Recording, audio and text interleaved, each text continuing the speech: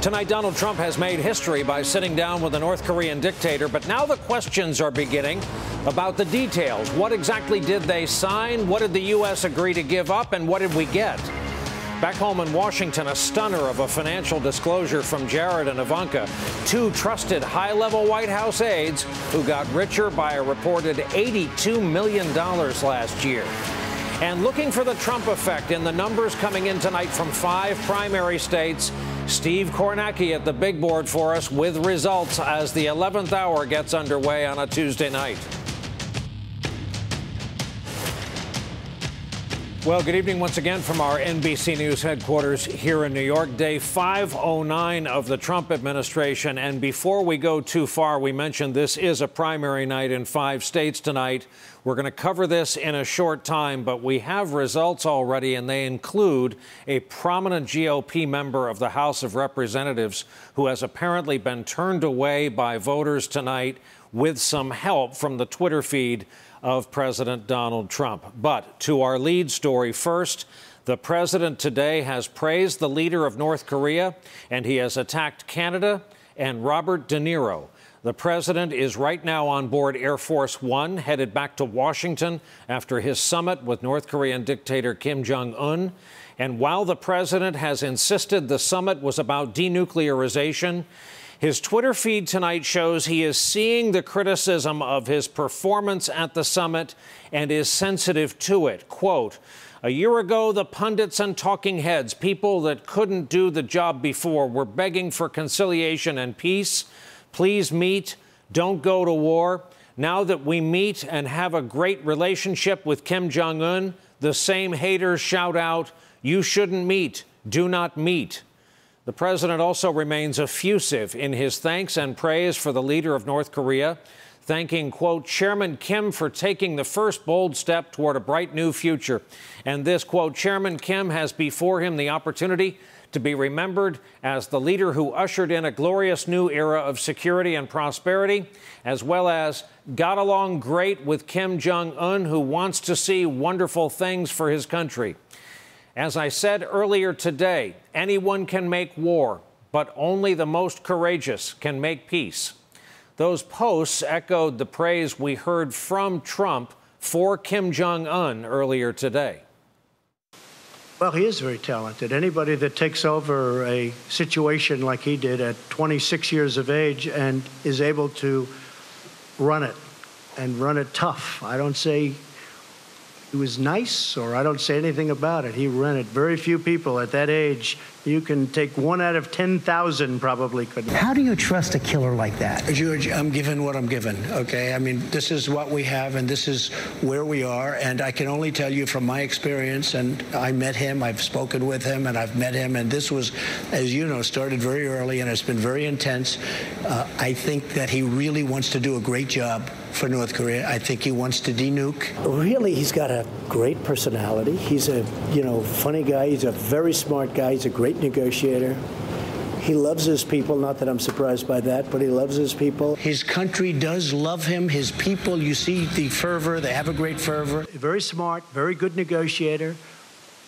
Wants to do the right thing. He wants to do the right thing. Now, with all of that being said, I can't talk about, it doesn't matter. We're starting from scratch. We're starting right now. The relationship was really good. It built.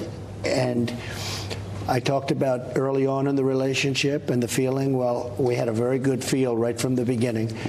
And we were able to get something very important done. People were saying, what's he like? He's got a very good personality. He's funny, and he's very, very smart. He's a great negotiator. And he's a very strategic kind of a guy. In light of all those comments by Trump about Kim, effusiveness that continued in interviews that aired in prime time tonight on the president's way back, one of the president's own more dependable surrogates appearing on CNN tonight admitted, quote, "Look, I don't think President Trump knows a ton about the history of North Korea." The president and Kim Jong-un did sign a document at the end of this summit. It included a commitment to continued relations and to nuclear disarmament on the peninsula. It was short on specifics, though the president is convinced he has received assurances Following the summit, Trump said he planned to end those annual joint military exercises with South Korea. He emphasized their cost. We will be stopping the war games, which will save us a tremendous amount of money, unless and until we see that the future negotiation is not going along like it should. But we'll be saving a tremendous amount of money. Plus, I think it's very provocative. The effort to win over the North Korean leader went further and featured something extraordinary, a propaganda video produced by the White House bearing the stamp of whitehouse.gov and shown to Kim Jong-un on an iPad. Narrated in the spirit of a movie trailer, the president was so proud of the product, he shared it with the press corps. History is always evolving, and there comes a time when only a few are called upon to make a difference. But the question is, what difference will the few make? Destiny Pictures presents a story of opportunity, a new story, a new beginning, one of peace, two men, two leaders, one destiny. There can only be two results. One of moving back, or one of moving forward.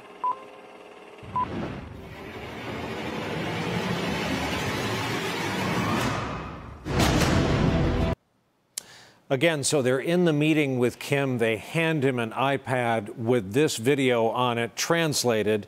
Trump later gave this assessment of Kim's reaction to it. I think he loved it. I showed it because I really want him to do something. Now, I don't think I had to show it because I really believe he wants to. I think he wants to get it done. At the end of their time together, the president also gave Kim a tour of his armored Cadillac limousine. The two men took great pains in general to show a good relationship. There were so many handshakes, numerous pats on the back. A big change from the Rocket Man and Fire and Fury days. The rhetoric the president seems to believe helped make this summit possible. Well, I think without the rhetoric, we wouldn't have been here. So I think the rhetoric, I hated to do it. Sometimes I felt foolish doing it, but we had no choice.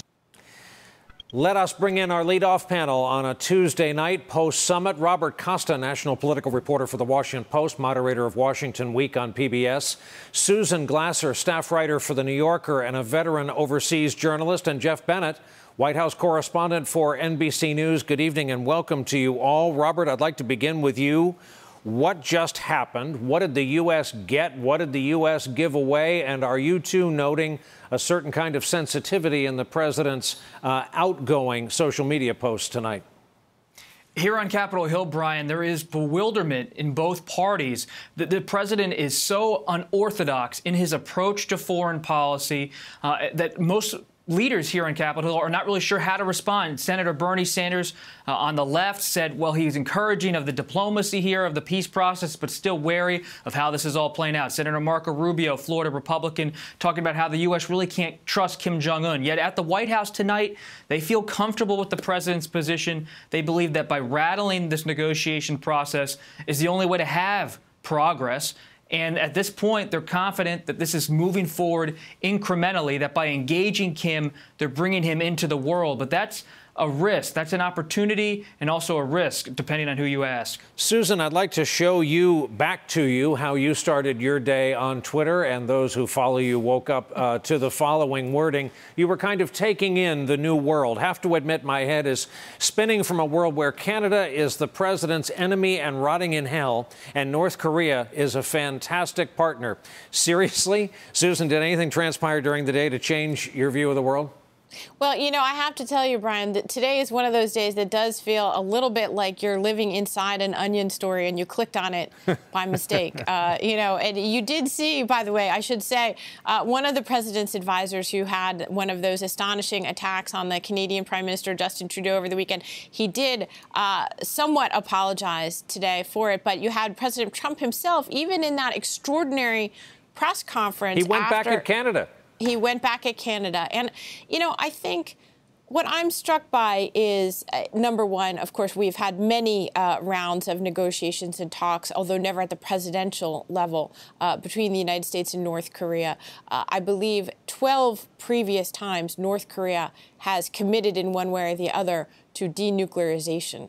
Over the years, there have been signed agreements that are much more rigorous than the agreement, which was really a series of 4 bullet points that President Trump announced today after the meeting with Kim Jong-un. As you said, you know, Democrats and many Republicans, of course, are supportive of peace. They're supportive of talking with North Korea rather than threatening nuclear annihilation. But to me, the last week has been a striking week for President Trump's foreign policy in that we really begin to see he has a radically different vision of the world than his predecessors, Republican and Democrat, and that includes Ronald Reagan as much as Barack Obama. President Trump has a different view of American leadership in the world. It is America as a unilateral power, and is America much more as a great power operating like Russia and China without values. He's not talking about human rights. And it's a very awkward and I think astonishing thing for many of us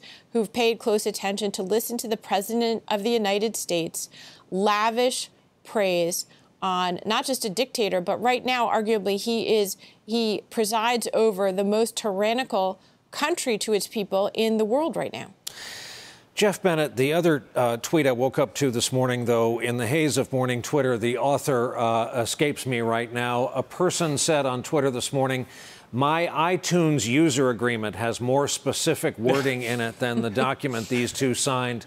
Can you tell us what are the deliverables? What will the president haul off Air Force One as a tangible with him when he gets off the plane in the wee small hours of the morning?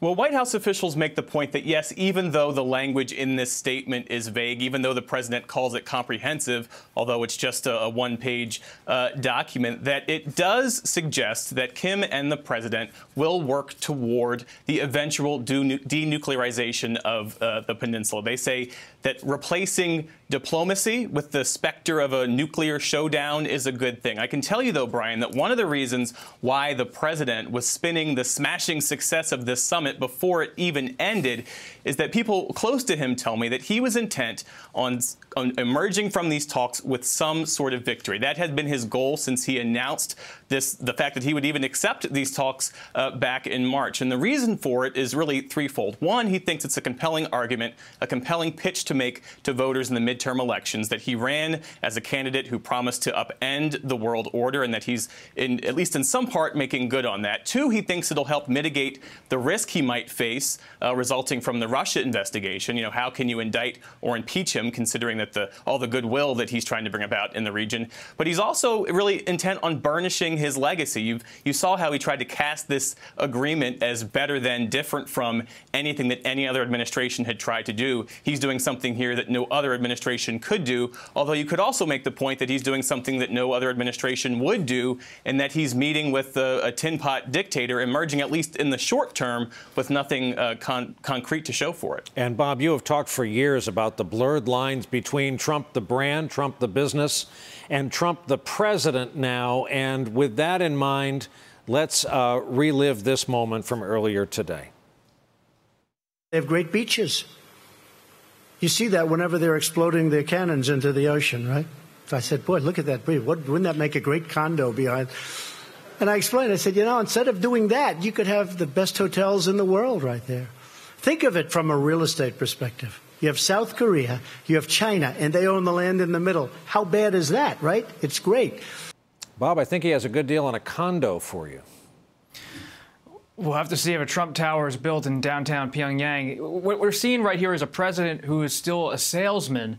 And when we hear that Kim Jong-un smiled as he watched this video, this propaganda video that was proposed to him, it's understandable. Talking to foreign policy experts today, they say he's looking at that video and he's seeing that he could have sanctions ultimately removed to have some kind of capital come into his country, and that the president's inferring that Kim Jong-un could be overseeing that kind of development inside of North Korea. That means that the U.S. is not trying to have a regime change situation, that Kim Jong-un could keep his power even if he has to denuclearize. And so this is all part of the Trump foreign policy approach. It's again, unorthodox, but this is who Trump is. This is the president who is a salesman first, a diplomat, and really a politician second. Susan, let's talk about the Trump centricity, the American centricity of that video, which could also have been issued by the Pyongyang Chamber of Commerce. The president is saying, who wouldn't want high-rise hotels on your beautiful beaches, the place crawling with tourists? Kim Jong-un is thinking, I am a godlike figure back home. I'm the wealthiest person in my country. Maybe I want to keep things the way they are. You know, Brian, I'm so glad you brought that up, because I think this is a great example of Donald Trump treating this almost as a domestic political thing. I think Jeff gave us some insight into that. You know, it seems to me that's a correct analysis, that Trump is looking at what American domestic political gain he can get here. You know, speaking with former CIA analysts who spent years studying Kim Jong-un and his father and grandfather before him, what do they say? They say that even basic definitional terms don't mean the same thing. So when Donald Trump is talking about, well, you might even have a McDonald's, you know, in Pyongyang someday, you might have this Western investment, that's not really what the regime in Pyongyang is looking for first and foremost. You know, it's about regime control, as you pointed out. It's not a sort of free-for-all Western-style capitalism that they see as the natural end stage of history. They're not looking to build condos on the beach to sell to foreigners. That's not what they want at all. And so I think, again, they may see this in a very different way. Already you had reports from North Korean state media today emphasizing that the United States had given security commitments to North Korea. They may see that, in fact, it's their possession of a nuclear weapon capable of hitting the United States, which has given them this recognition on the world stage, which has given them this meeting with Donald Trump, which arguably makes them much, much less likely to ever give those weapons up. Jeff, I say this because you've been through it. Flying to Asia from this part of the world, you can usually get there, talk yourself into it being dinner time, and sleep the night off. Coming back from Asia, that jet lag is a particular discomfort. I say that because the White House schedule is free of any events tomorrow. So we'll have the president back just after dawn, morning time, Andrews Air Force Base. What does he come home to? Well, he comes home to a lot of questions, not just from Democrats, but from Republicans on the Hill who want to know exactly how this deal, should it arrive at that, how it will all come into fruition. We don't expect to see him tomorrow, but later in the week, we just learned that he'll be briefed by Deputy Attorney General Rod Rosenstein on this the Department of Justice Inspector General report about law enforcement's handling of the Hillary Clinton probe. The president will be briefed on that document before it goes public on his birthday, in fact, on Thursday. So that's what really how the rest of his week shapes up. That's right. All right. I can't thank you three enough for coming on with us after a long day's journey in tonight, last night into today. Robert Costa, Susan Glasser, Jeff Bennett, our thanks. And coming up for us as we continue, the president has now gone after war games, also known as military readiness exercises. We will ask a heavily decorated former warrior how that's likely to go over with our allies. And later, it's a Tuesday night. That means it's election night, and Steve Kornacki standing by at the big board with full results. The 11th hour on this Tuesday evening, just getting underway.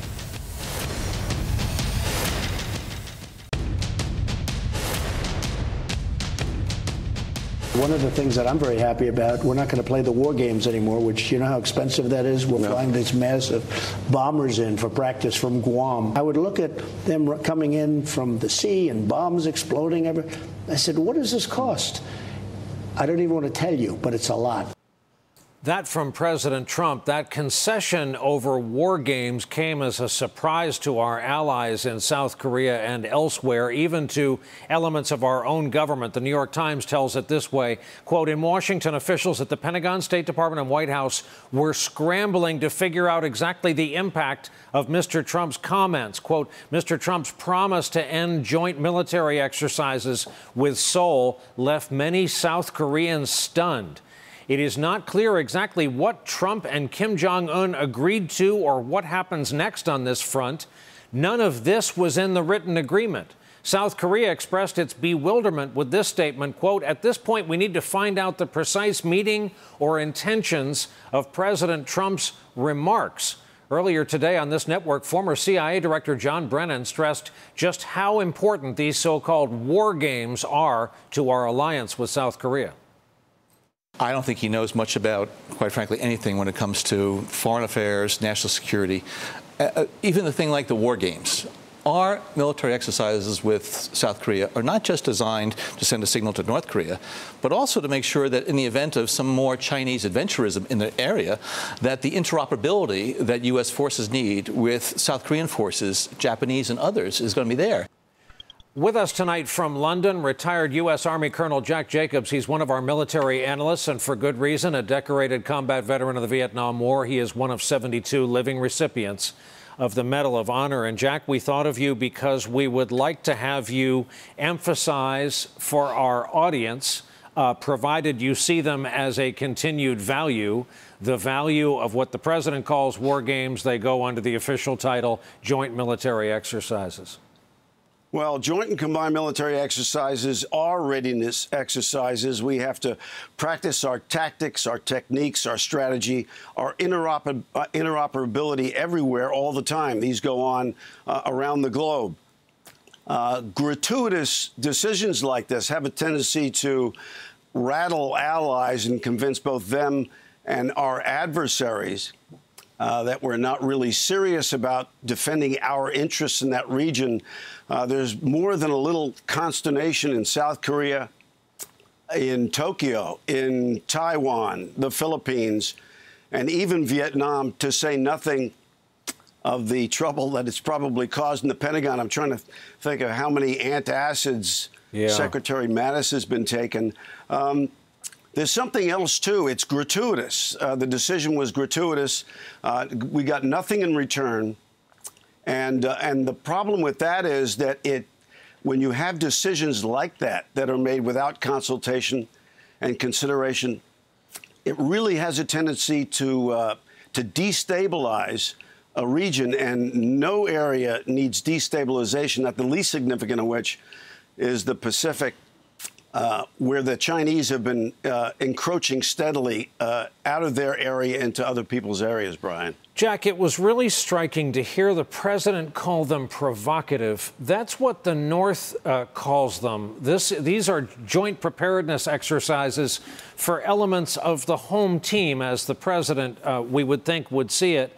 His other complaint was someone told him that pilots make a 6.5-hour flight from Guam. And I heard someone today say, wait till they tell the president that during the Iraq War and then again Kosovo and Afghanistan, our B-2 pilots flew from Missouri to Baghdad, unloaded their bombs, and came back 37-hour round trip, upwards of 5-6 mid-air refueling, 37 hours without touching the ground. They were back home in Missouri at the end of the mission. So no one's worried about the stamina of our bomber pilots.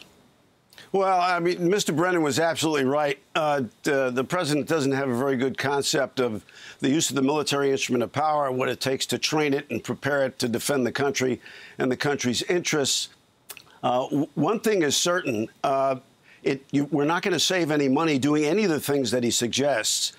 We have to continue to train, whether it's in Korea or any other place.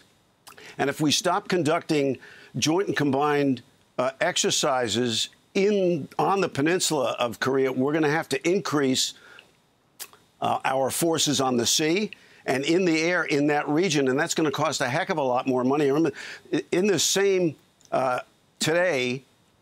yesterday where you are, the president suggested he was going to take all the forces out of Korea, and that was going to save money as well. Well, it doesn't save money. The troops have to go somewhere, and actually it costs more money to take them out of there. You may save money in the out years, but right away it's going to cost you more money. So not a very good grasp of what it takes to field a formidable force to defend our interests. Well, all eyes are on Secretary Mattis at the Pentagon. This will get very interesting to see what his next move is. And in part, it's because In Jack Jacobs' spare time, he teaches at West Point and trains and instructs our future military leaders. We thought of you instantly. Colonel Jack Jacobs, thank you for joining us from London tonight. Coming up for us, new reporting on coordination between legal teams of the people who are caught up in the Mueller investigation. The 11th hour, back after this.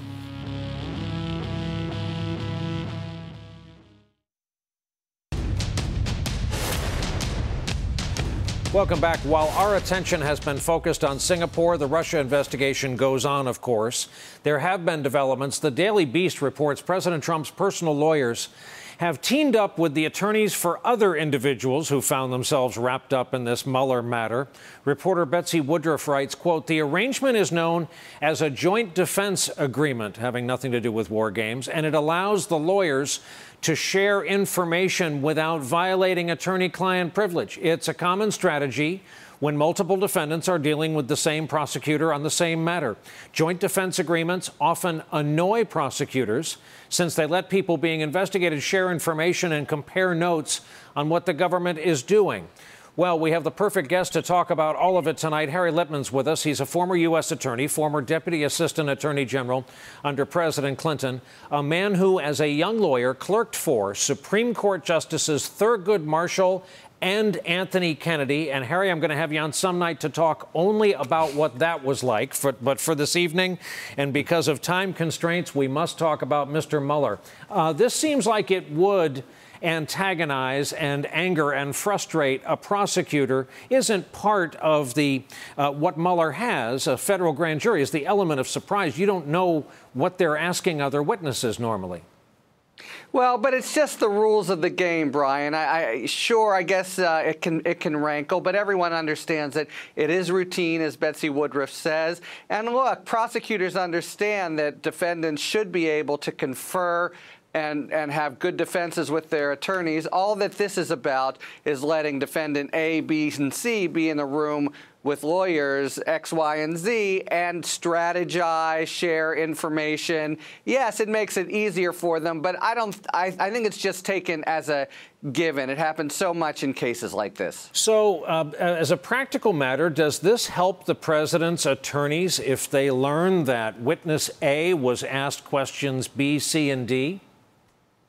Sure. I mean, there's a lot that it can help them with. Of course, it's tricky. First, it has to be coextensive with the privilege, with what everybody, you can't just kind of put in, kind of mix and match. Second, as happened with Mike Flynn, Rick Gates, a defendant who begins to cooperate with the government must withdraw right away and can no longer share information, so it gives a kind of sign of that.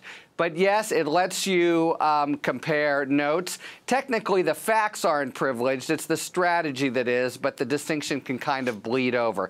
Definitely a good thing for a group of defendants, and here especially for Trump, because no one expects him to cooperate. Now, about Mr. Manafort, he has a very important court appearance on Friday. You rather famously around here said a very former Fed thing on the air the other day and advised him to maybe bring his toothbrush because the upshot of everything he's facing is that he may lose his freedom on Friday and not regain it, A, at all, B, until the disposition of his court case if he is found not guilty, or C, should he agree to cooperate. Is that correct? Yeah, and I'm going with A and C. That is, we'll get back to the toothbrush part, but I think if he loses his conditions of confinement, he's in until the trials. He will probably have a sentence almost certainly that will mean he will die in prison if he doesn't cooperate. As for the toothbrush point and the kind of prosecutor swashbuckling there, it's true and not infrequent that a court that really is offended by this kind of behavior might say you have to go into jail right now. It's also true they could say a week or something like that to let him finalize his affairs. But the main thing is the statute says that if Judge Jackson finds that he in fact tampered with witnesses and the evidence seems overwhelming and he's basically said nothing in response, then the statute kicks in and says there's a presumption that you have to take away all the conditions of release. And I just don't see what he's going to say come Friday, which is why I predicted last week he's going to jail. All right. Thank you, Harry. Harry Litman's among a small circle of former U.S. attorneys who have become of counsel to us, and we can't thank you enough. Really appreciate you coming on the air to explain all this tonight. As we approach our next break coming up, as we said, it's Tuesday night. That means it's election night. 5 more states across the nation, and that can only mean Steve Kornacki live at the big board. There it is. That's coming up after this.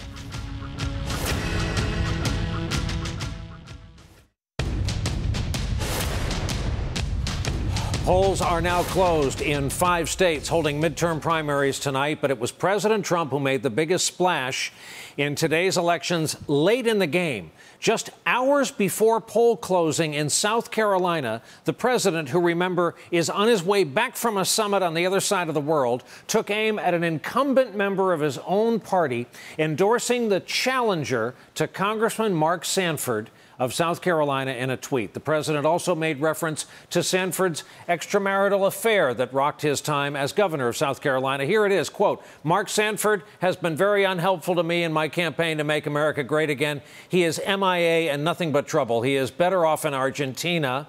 I fully endorse Kate Arrington for Congress in South Carolina, a state I love. She's tough on crime and will continue our fight to lower taxes. Vote Katie." Well, guess what? Mark Sanford just gave what sure sounded like a concession tonight, giving us our first big headline from this primary night. That can only mean Steve Kornacki, our national political correspondent, at the big board with more. Steve, that's a big bit of news right there. It is a very big bit of news, not the only one tonight. A couple surprises, a couple important things, but let's start right there. The 1st District of South Carolina on the coast, and you can see now, look, the magic number here, obviously it's 50% because this is also a runoff state. So not only was Arrington, the challenger, running ahead of Sanford, the question as these votes came in was she going to get over 50% so this didn't get kicked into a runoff? And again, it looks like just about maybe all the vote counted here, accounted for, over 50%. So now think about this, put this in some perspective here. The national story, it's not just that a name is losing this race, and it's not just that President Trump weighed in on this race at the last minute and will probably, we could guess, be crowing about this. This is a bigger story. Just a week ago, we were talking about a primary in Alabama, a Republican member of Congress named Martha Roby, who had denounced President Trump in 2016 when he was candidate Trump and wouldn't vote for him. She got challenged in that Republican primary in Alabama by somebody who said, hey, I'm with the president. You can't rely on her. You can rely on me. She finished in the 30s in that race a week ago, a Republican member of Congress. She's been forced into a runoff, and now Mark Sanford going down. 2 incumbent Republican members of Congress in the last week, it looks like, felled or potentially felled by pro-Trump insurgencies, pro-Trump backlashes. This is a big thing about where the Republican Party is and where it's going. What else tells us something big about where the Republican Party is and where it's going? It's another big surprise tonight, maybe a surprise here. The Republican primary for the U.S. Senate in Virginia, this for the right to face Tim Kaine, the Democratic incumbent there. And this is the result the Republican establishment was dreading, they were hoping to avoid, and it's a result that could have implications for this November in the battle for control of the House. Corey Stewart is this gentleman's name. He is going to be the Republican nominee for the Senate in Virginia. He defeated this candidate here, Freitas. This is the guy the establishment thought they wanted to win here. Now, it's not so much about defeating Tim Kaine. Tim Kaine looks like the favorite in this no matter what. But this is Stewart, who has made defending Confederate monuments his big issue. This is Stewart, who's had ties to anti-Semitic white supremacist candidate out in Wisconsin. This is a candidate here who Republicans fear is going to cost them not this Senate race necessarily, because they were already sort of underdogs there, but House races. House races in Virginia they can ill afford to lose in the fall. Number 1, Barbara Comstock, one of the most endangered Republicans right outside Washington, D.C., quintessential suburban district that swung from Mitt Romney in 2012 to Hillary Clinton in 2016. She's fighting for her life, and now at the top of the ticket, she's going to have to answer for him all summer and all fall. Corey Stewart going to be the Republican nominee for Senate, and candidates like Barbara Comstock. And there's actually 3 districts, potentially 3 Republican-held districts in Virginia that could be in play this fall. All of those candidates, you can bet, not going to be happy with the result of the Senate race tonight on their side, Brian. Steve, without your analysis, it's just math, and we really appreciate you working late and staying up with us tonight. Fascinating look at the races underway this evening. Coming up, anyone who worried that Jared and Ivanka would suffer financial hardship as a consequence of their service to our country need not worry any longer. A look at their new income numbers is just out when the 11th hour continues.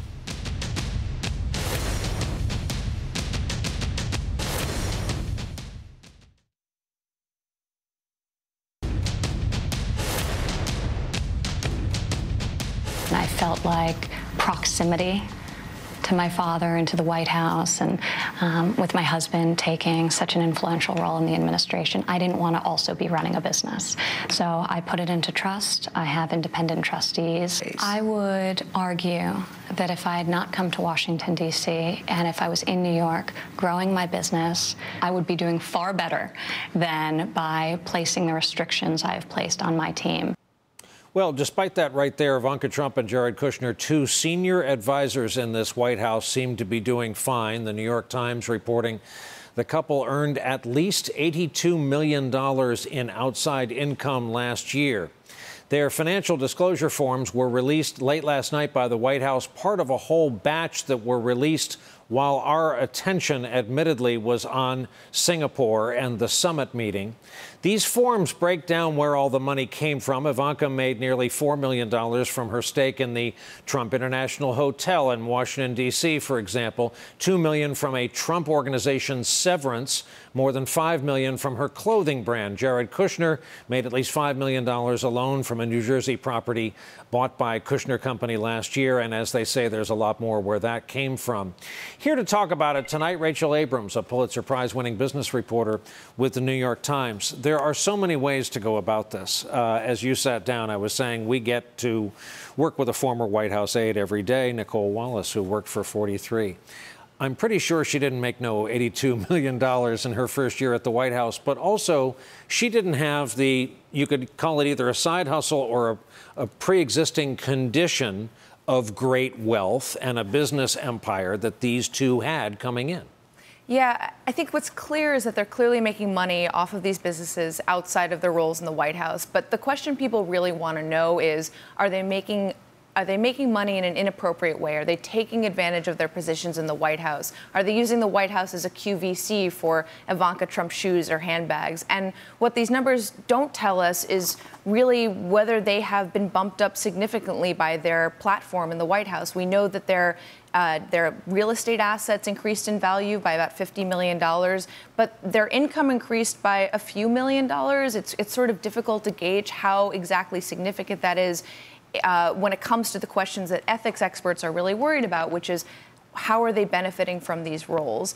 Ivanka Trump, for instance, earned nearly $4 million from her stake in the old post office, as you mentioned, but that's kind of on pace with what she earned according to her financial disclosures last year. We don't see a significant uptick in that, and obviously the old post office in the Washington area is the thing that ethics experts are most concerned about because they're worried that people are going to stay there to curry favor with her father. And maybe they are, but these numbers don't necessarily give us a full holistic picture of how that's happening if it is. Well, who is left to see if it's quantifiable or qualifiable? There's journalists like yourself. There's the Richard Painter ethics group called Crew with Norm Eisen. They're one of the public interest groups looking at that. Do you think that role will be fulfilled as people try to dig down and see if they're profiting off their time in the White House? Well, I certainly don't think there's anything about these disclosures that's going to discourage the Richard Painters of the world for looking into this. I think that the fact that these folks are still making a lot of money outside of their roles is going to keep the interest alive in figuring out how exactly they might be benefiting from the White House. I just don't think that these disclosures necessarily give us any definitive answers about the things that ethics experts really care about, which is how exactly they're benefiting, whether they're using their platforms to promote their own business interests, which they've at least, by Ivanka Trump, for example, taking steps back from her businesses, declining to be in leadership roles, she's at least trying to show that she's not steering the ship, if you will, for any businesses that might benefit her or her husband financially. We have a few seconds left, so I'll take on a hugely complicated topic. There are trusts and there are trusts. And the trust she's talking about is the kind of simplest, correct? I don't know about simplest, but certainly they're not totally blind in the sense that previous presidents, and she's not a president, obviously, have chosen to have blind trusts. Yeah. She and her father still have trusts where they could conceivably have some ownership and ability to have control over them in ways that maybe ethics experts would prefer that they not. Okay. Thank you for coming on and explaining a very complicated story for us tonight. Thank you for having me. It. Rachel Abrams with the New York Times. When we come back, two names in the news, both because of something they said. One of them we are sure you will know when the 11th hour continues.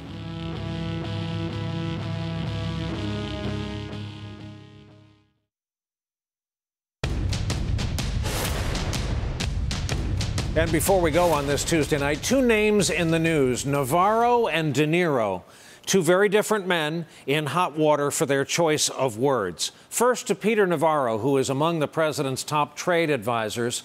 While most Americans were still coming to grips with the idea that we were actually in some sort of diplomatic war with our friends and neighbors to the north in Canada, Peter Navarro went on Fox News Sunday while his boss was in the air en route to Singapore, and he launched an attack on Canada's prime minister using wording usually reserved for very dramatic pronouncements just short of warfare. Chris, there's a special place in hell for any foreign leader that engages in bad faith diplomacy with President Donald J. Trump and then tries to stab him in the back on the way out the door. That's harsh. After a host of people came out on social media saying, in effect, there's a special place in hell for any cavalier use of the phrase special place in hell, Navarro today apologized, told the Wall Street Journal he said his words were inappropriate and he owns his mistake. Then there's Robert De Niro, who appeared at the Tony Awards to introduce Bruce Springsteen. He walked out on stage and said a word about Trump that rhymes with luck. Then, for good measure and during a standing ovation, he said it again. CBS, however, was on it. They cut to a wide shot and they bleeped the audio. Australian TV did not, and so their uncensored version has been kicking around on social media. Then De Niro apologized, but he apologized to Canada for what he called the idiotic behavior of our president, called it a disgrace and disgusting. Then the President of the United States weighed in en route home from the summit. Quote, Robert De Niro, a very low IQ individual, has received two, that should be TOO, many shots to the head by real boxers in movies. I watched him last night and truly believe he may be punch drunk. I guess he doesn't realize the economy is the best it's ever been, with employment being at an all-time high and many companies pouring back into our country. Wake up, Punchy. Now we're up to date on that, and that is our broadcast on this Tuesday night. Thank you so very much for being here with us. Good night from NBC News headquarters here in New York.